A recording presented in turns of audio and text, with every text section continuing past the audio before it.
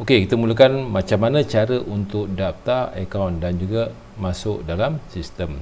Okey, mula-mula kita typekan dalam kita punya web iaitu fungsikanmas.com. Okey, dan enter, maka anda akan dipaparkan dalam nama web fungsikanmas.com. Okey, klikkan di atas ni ialah log masuk. Okey.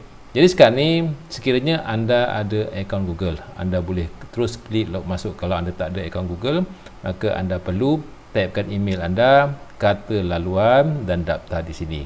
Okey, katakanlah anda dah ada akaun Google ataupun akaun Gmail, klikkan di sini.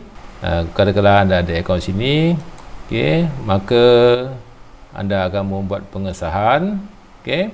Kemudian anda terus boleh mula guna akaun anda. Okey, kita mulakan. Okey.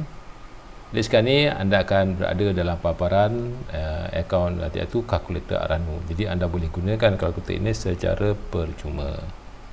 Okey. Kemudian dalam kalkulator Arano ni ada dua bahagian. Satu kalkulator, satu lagi adalah untuk surat pajak.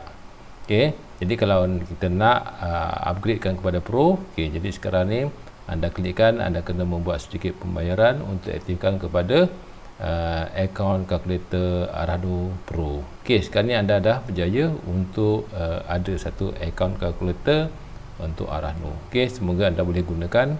Nanti kita akan belajar macam mana kita nak gunakan untuk mengira dengan menggunakan kalkulator ni. Okey, kita ke video seterusnya.